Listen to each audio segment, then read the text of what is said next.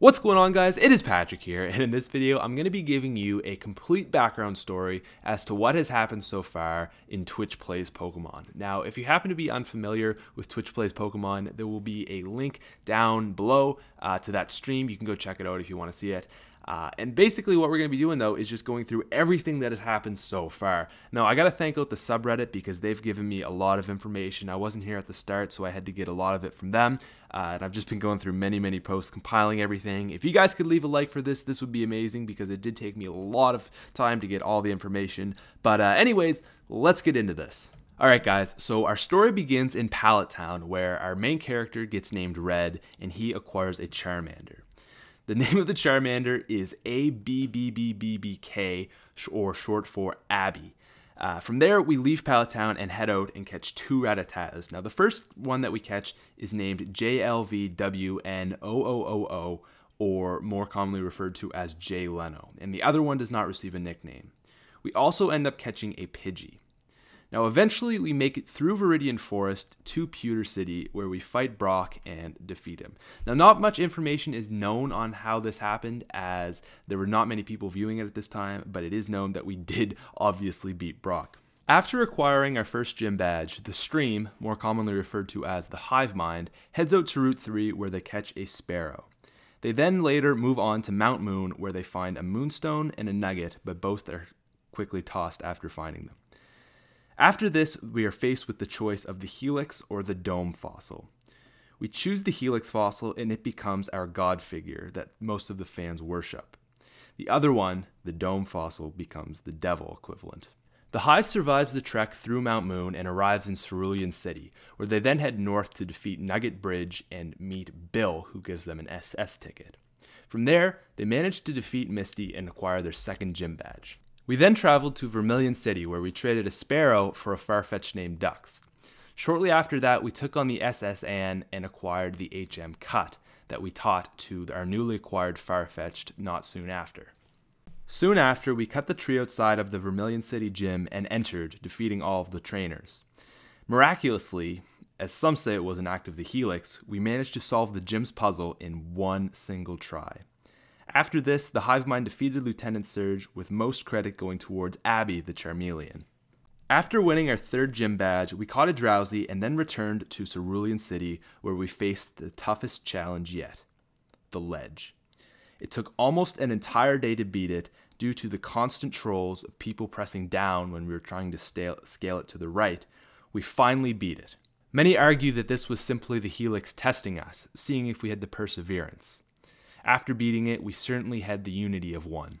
We then made our way through Rock Tunnel, and Rattata, not to be confused with Jay Leno, was taught the move Dig. Little did we know that this was the biggest mistake we would ever make. Soon after, Rattata used Dig in Rock Tunnel to teleport us back outside, making us start the whole mission over again. This earned him the nickname of Digrat.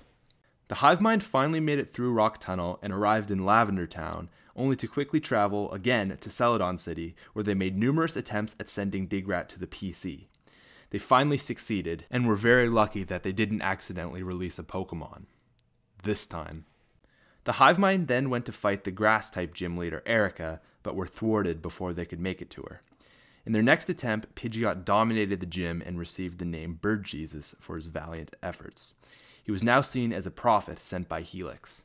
Shortly after acquiring the fourth gym badge, the team realized that they would need a Pokemon capable of learning Surf, or they would not be able to beat the game.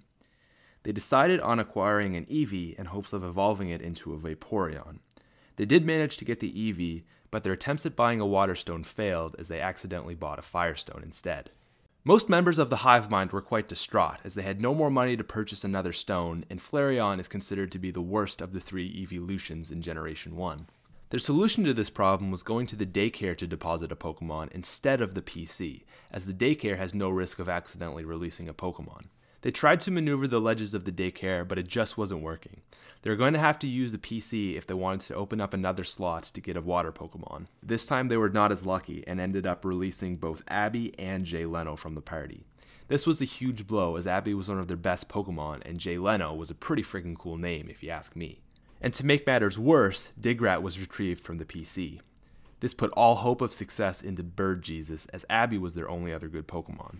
The Hive was outraged and blamed Eevee for their problems. He received the nickname the False Prophet, sent by the Dome Fossil to thwart the Helix. We then traveled back to Celadon City to fight Team Rocket at the game corner.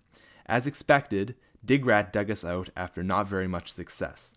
Upon re-entering, the Firestone was used on Eevee and it became a Flareon. We continued to attempt to make it to Giovani, but unfortunately Digrat continued to mess things up. We realized our only hope of beating the rocket lair was if we deposited Digrat. Unfortunately, we accidentally deposited Bird Jesus instead.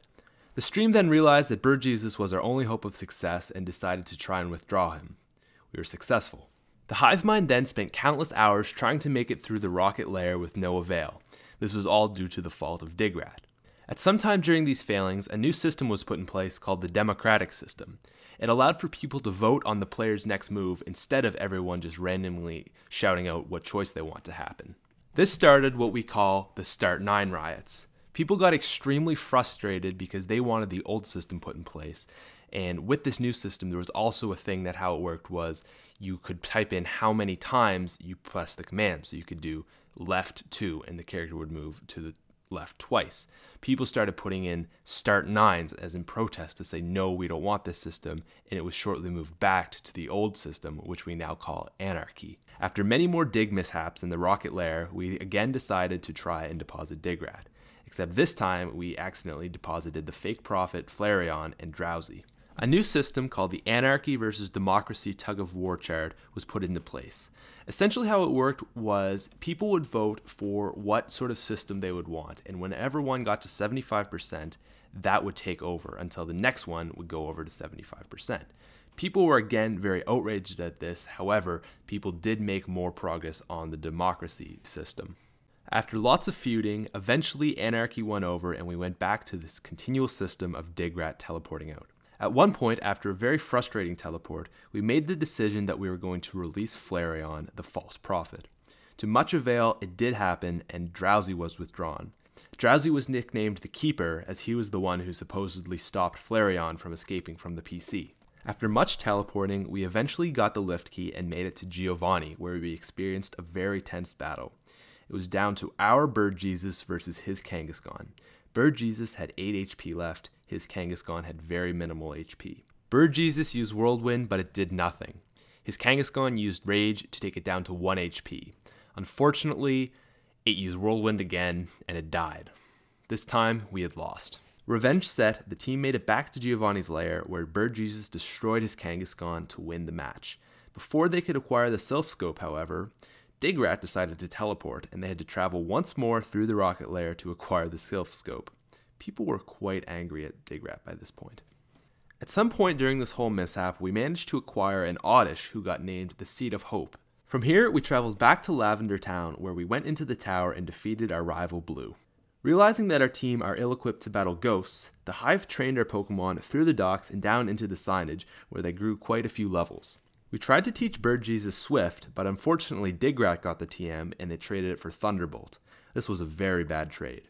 Seeing as Drowsy is a psychic Pokemon, we realized that he was our best bet at taking out the ghosts, and we traveled to Saffron City in an attempt to teach it Psychic. After countless hours, we managed to make it learn Psychic. During these times, the Hive Mind also organized a plan to go to the fighting dojo and acquire one of the Hitmon Pokemon. This succeeded, however, Hitmonlee went to the PC. Hitmonlee was a level 30 and very, very high potential for our team. He would have been another Pokemon that could actually have helped us out. Unfortunately, in the attempt to withdraw him, he got released. Something that really, really shouldn't have happened.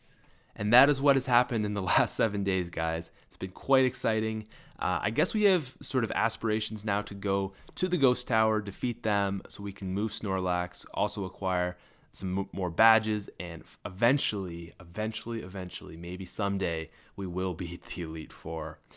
I don't know how long it's going to take. It's going to be quite some time, but I really, really look forward to see the outcome of this. This has just been really an amazing experience. I just think that this is such a cool coming together of the internet, just this awesome niche. Rarely does this happen, and when it does, it's always epic, and this has been great. Now, if you guys could leave a like on this video, if this helped you out, that would be most appreciated. I may do another one when this comes to fruition. I'm expecting it'll be like another week, so I might do like the part 2 to this for the next bit.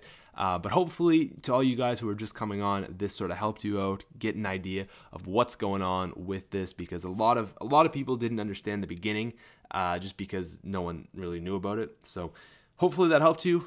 Hope you guys have a good day. If you could subscribe if you're new, I do mostly zombies. I'm going to do Titanfall and some other stuff. I am going to do Pokemon though as well. So if you like Pokemon, you should stay. Have a wonderful day, and I'll talk to you later. Peace out.